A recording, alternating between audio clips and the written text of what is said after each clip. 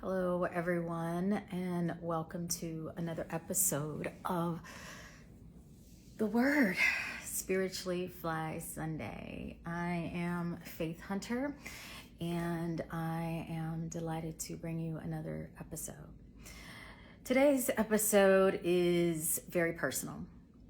I've been thinking about it a lot over the past couple of days, and I was like, I think it's really time to share a couple of details. And I was like, this Sunday is the perfect Sunday to do this. So if you can tell by the caption, it says abuse and forgiveness. So what I want to talk about is domestic violence and abuse. And many of you may know 1 out of every 3 women worldwide, 1 out of 3 have experienced some sort of abuse via their partner or others. And even with the power of the Me Too movement, there are still so many women that keep silent about their abusers. And one thing that I do share in my book, and which was really interesting, the pushing aspect, meaning the inspiration, weirdly using that word, around what are called my spiritually fly sutras was what I created 10 years ago. That was the inspiration for those sutras, was experiencing domestic violence from my partner. And then over those years, as I'm really diving into my own personal healing, as I am doing all of the internal work, which include me leaving DC, which was where my partner was living after we broke up, and leaving DC, moving to New York so that I can have physical space, because I was also being stalked a little bit after we had broke up. It was a very, I don't want to go into all the details, but it was very, very traumatic. It was something that I didn't share publicly. I, of course, was teaching around the world. I was teaching globally. I was still running my studio, and I was in an abusive relationship. This abusive relationship started probably I started dating the person, I should say, probably over 16 years ago. And of course, like any relationship, it was great. It was beautiful, right? When it first started, like, extremely, extremely supportive. He was definitely my biggest supporter when it came to my career. He was my personal manager for a really long time. And then at some point, things started to change. I realized that he was going through his own personal struggles, and as a result of his own personal demons, he was taking that out on me. But I want to pause, because I don't not really want to go into this aspect of blaming. What I also want to get to is typically what happens is that women, men, anyone that experiences, anyone, right, regardless of your sexual identity, if you've experienced abuse in your childhood, you are more likely to experience multi-levels of abuse throughout your teenage years and adult years. You are more likely to act out or flip the script, right? We address it in different ways. And so that's what I also want to get to and share. I talk about my relationship with my ex in my book, and I explain that was a piece, and how at one point in time I was sitting in Malcolm X Park in DC, just thanking God of like, thank God I left. Like, I had the courage to leave, because we had argued, and then the moment that he put his hands on me one time was the moment that I decided to leave. But here's the fascinating piece.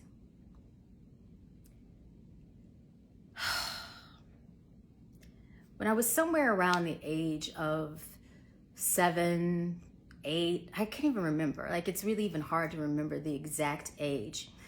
But I was abused by a family friend. I was touched once inappropriately by a family friend.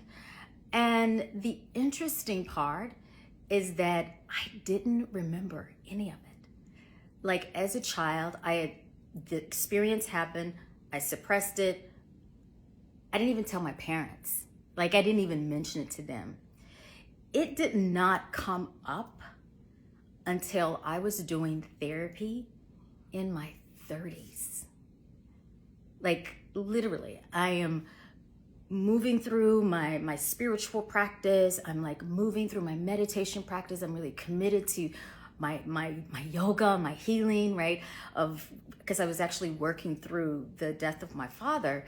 And in therapy one day, talking to the therapist about my dad and how I felt like he couldn't protect me anymore because he wasn't present in my life anymore.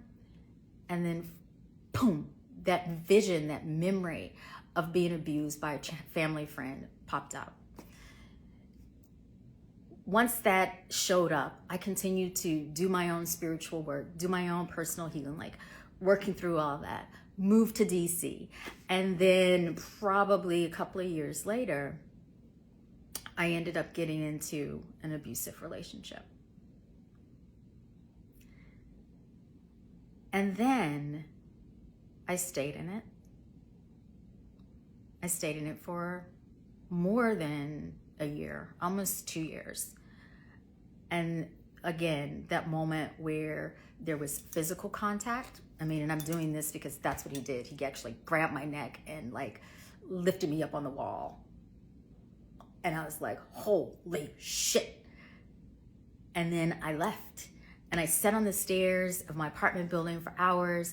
I got on the phone with domestic violence 800 number, talked to the woman.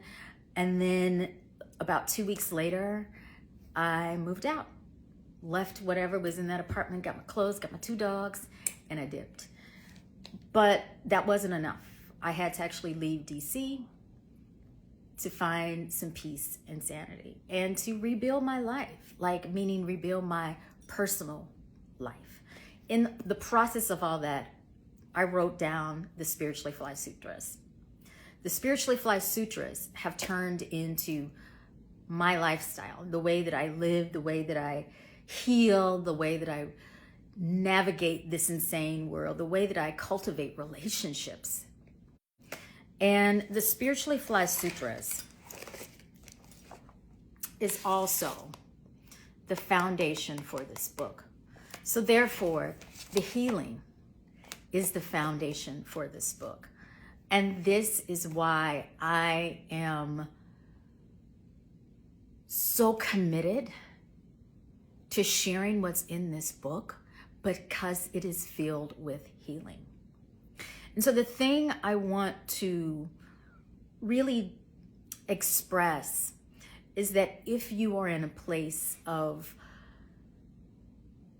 abusive relationship, if you're going through an abusive relationship, be it verbal abuse, physical abuse, mental abuse. I mean, sometimes people can play some fuckery with your heads, right? I mean, it's all of it. If you're going through something like that, I want to encourage you to tell someone. Because as a child, I didn't tell.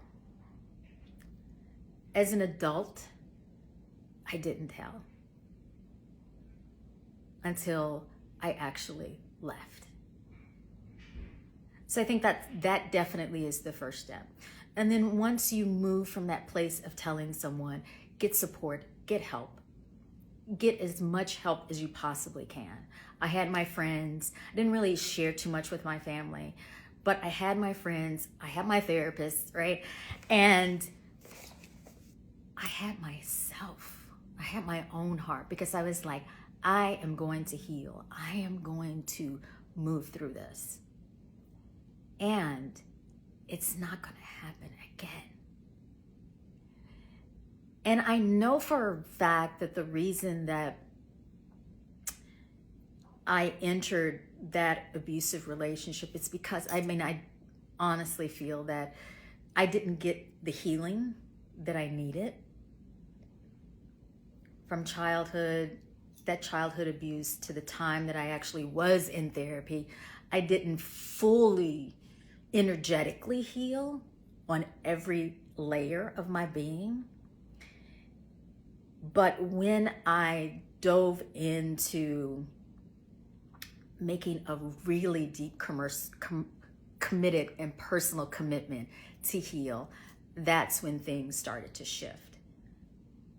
And when I worked on myself, it was really interesting because my ex, who was actually my fiance at the time, my ex-fiance, he reached out and said, I need to apologize.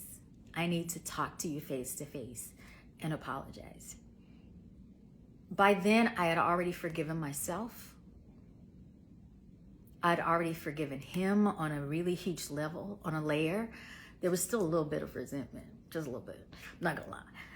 But then when he finally looked me eye to eye and was honest and said, I really want your forgiveness. Can you please forgive me? And he laid out everything he did and why. And yeah, and his story is interesting too, right? I mean, he was abused as well. So, you know, we all are these interesting beings walking through this world, fighting, struggling to find our place, to maintain our wholeness, to heal us. And then as we heal us, it's beautiful because when we heal our own wounds, regardless of what they are, we are healing generations. So I want to go back to that number I shared earlier. 1 in 3 women worldwide are abused. My healing heals my mother. My healing heals my grandmother. My healing heals my great-grandmother, and so on. So let's get down to the read.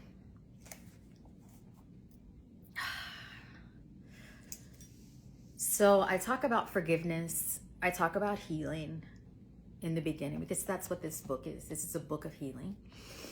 And I talk about it in chapter 1, Sutra 1. And that chapter is Lead with Love. I'm on page 23. And the last paragraph in that chapter reads, the struggle we have with forgiveness is heavily saturated with the push and pull dynamics of disappointment. We hate ourselves for missteps. We beat ourselves up even in moments of innocence. We are also plagued with artificial safety of playing the victim and viewing ourselves as weak. Real talk. It's extremely challenging to forgive in the middle of pain. But when you're transitioned past the situation, let me read that over. I was thinking of something. Real talk. It's extremely challenging to forgive in the middle of pain. But when you've transitioned past the situation, free yourself and extend your hand of empathy. To shift, we have to fully commit to forgiving the person who caused harm and forgive ourselves. Once committed to the process, we can direct our focus on cleansing the energy surrounding the trauma. So in my place of healing, like the second time around, I should say, so after I got out of that abusive relationship as an adult, I decided to take a very different approach to my healing. Of course, I continued to do a little therapy. However, what I committed to do was journal the things that really worked. So when I felt a shift, I was like, that was the thing that helped me shift. And then I would do something else. Okay, that thing helped me cry, right? That breath work supported this. Okay, like I was like a crazy journaling mad lady. That's what's in this book, baby. All of those notes, all of those tips, all of those strategies for healing. And healing trauma, building yourself up, maintaining an aspect of self-love is the first layer. It's the foundation for everything. It's the foundation for being your best self. It's the foundation for letting your light shine.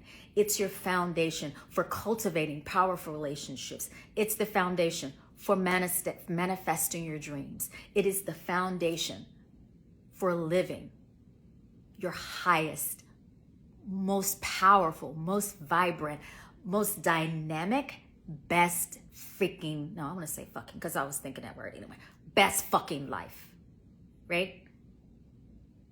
You have to love yourself. You have to heal yourself. And that's why that is the first chapter in the book.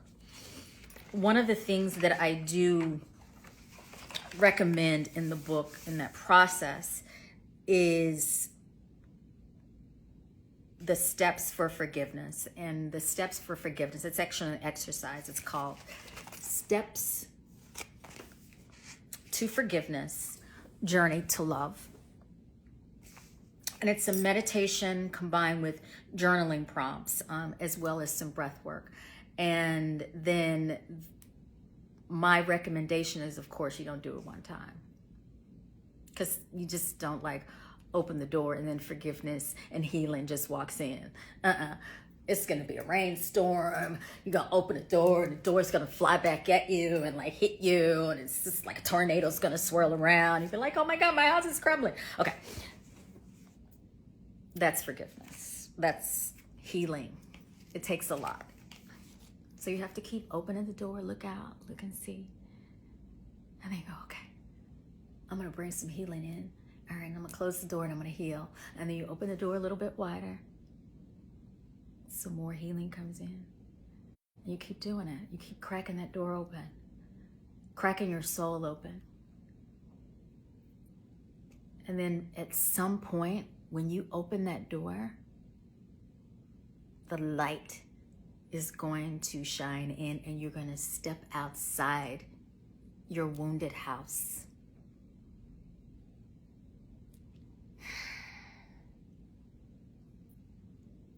And plant your feet on solid ground, rooted in healing and love. And from there, everything is possible. Everything is possible. I'm a witness, testifying this morning or afternoon or wherever you are in the world, testifying on this Sunday.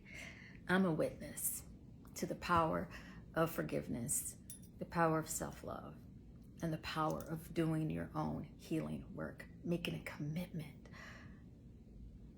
to do that work. So let's just do a quick little exercise that's in the book. This is not the full thing, but we can do a little bit. The breathing practice is that I recommend here is Nadu Shodhana, alternate nostril breathing. So you're going to rest your left hand wherever you are. Make sure you're in a comfortable seat. You're going to take your right hand, drop your index and middle finger towards your palm so that your pinky finger and your ring finger extending out, as well as your thumb. Now you can also place the index and middle finger right at the first eye, right in the middle of your brow. So you do the one that works best for you, yeah? Take your right thumb. You're going to close off your right nostril. Inhale through your left. Close off your left nostril. Slowly exhale through your right.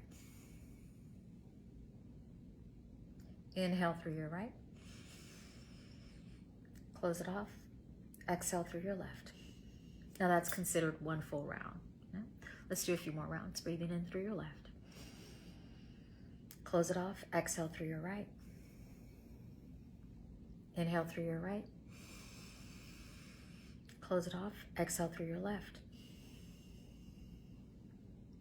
Inhale through your left. Close it off. Exhale through your right. Inhale through your right. Close it off. Exhale through your left. Let's do 2 more rounds.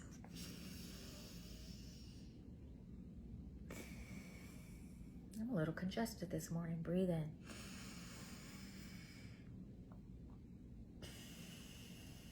And last round, breathe in through your left. Close it off. Exhale through your right. And then just allow your hands to fall. Just maintain a place of stillness. If your eyes aren't closed, go on and close them. Just let your breath flow naturally in and out of your nose. I want you to think about any abuse that you may have experienced in your life, just one instance. Maybe the one that is hanging heavy on your heart, the one that you may not tell others about, that you don't share. That level of abuse that you keep secret and hidden and tucked away, that you may have suppressed. Know that you are in a safe space right now because you are in the sacred space, the safe space of your heart.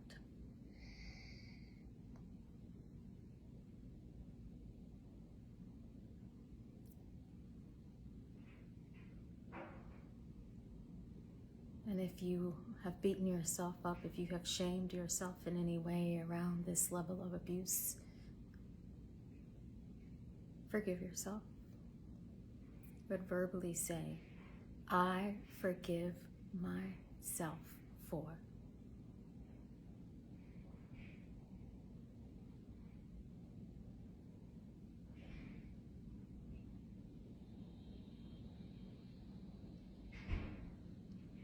And then the next statement,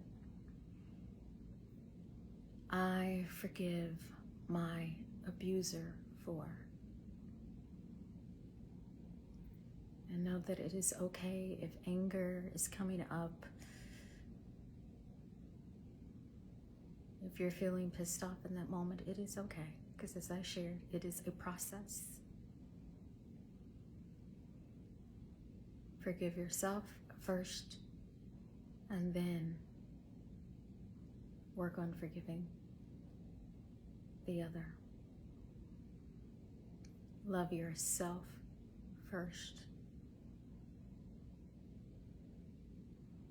Because forgiveness is an act of self-love.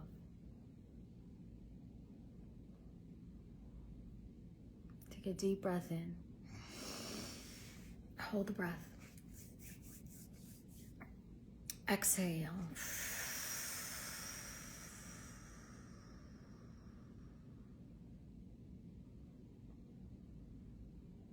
And slowly open your eyes. Thank you so much, everyone, for joining me on this Spiritually Fly Sunday, the Word session. Again, today's topic, abuse and forgiveness. And I want to say it one more time. You are not alone. I've experienced it more than once. 1 out of every 3 women. Doesn't matter your gender, we've all experienced abuse. And if you are in the middle of it, get help. Ask for support. Thank you. But one more thing.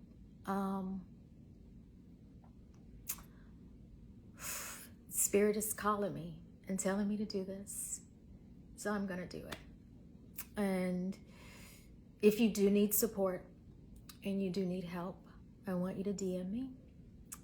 And I'm going to be opening up my calendar in the next week to start offering private coaching sessions. And so if you need some support, if you need some assistance and help, if you know someone that needs support and help on their healing journey, have them DM me and we'll make it happen. I'm probably going to open up about maybe 3 or 4 slots to support people over the next 6 months.